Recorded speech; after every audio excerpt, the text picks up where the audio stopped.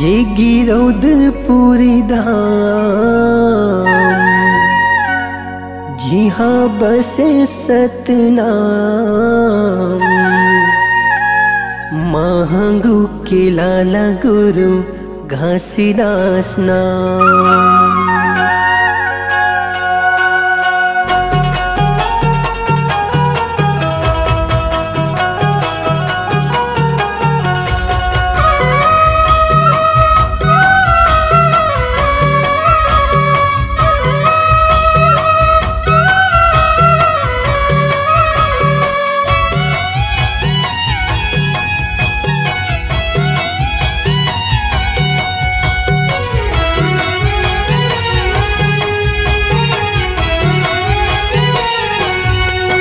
ये गिरौदपुरी धाम जी हाँ बस सतनाम, महंगू के लाला गुरु घासीदास नाम।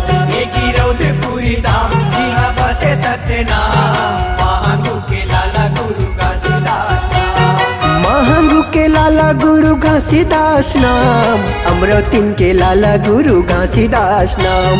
महंगू के लाला गुरु घासीदास नाम, अमरौतीन के लाला गुरु घासीदास नाम। ए गिरौदपुरी धाम जी हाँ बसे सतनाम, महंगू के लाला गुरु घासीदास नाम। ये गिरौदपुरी धाम जी हाँ बसे सतनाम, महंगू के लाला गुरु घासीदास नाम।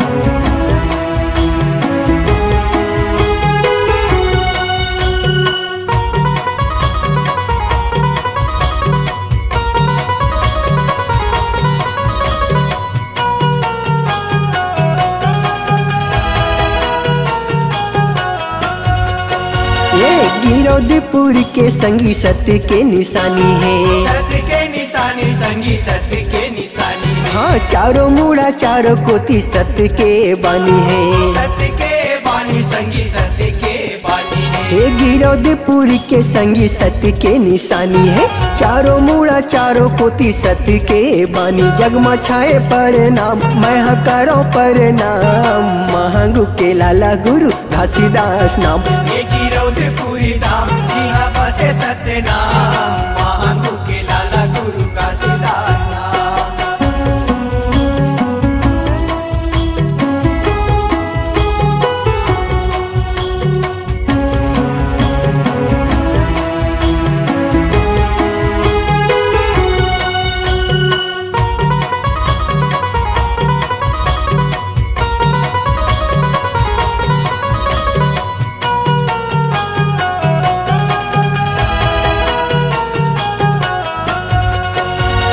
तपला करे बाबा गिरत रहे पानी, गिरत रहे पानी संगी गिरत रहे पानी। नहीं रही छत उहाँ नहीं रही छानी, नहीं रही छानी संगी नहीं रही छानी।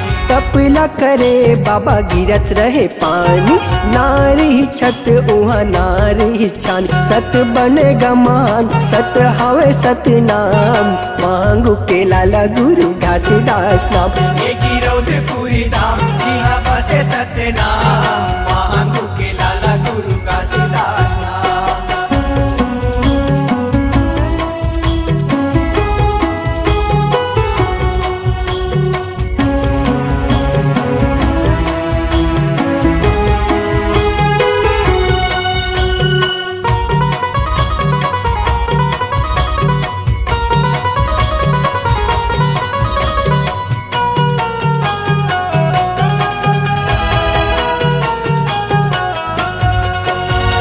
सतला उचारे गुरु सतला सिखाए, सतला सिखाए संगी सतला सिखाए।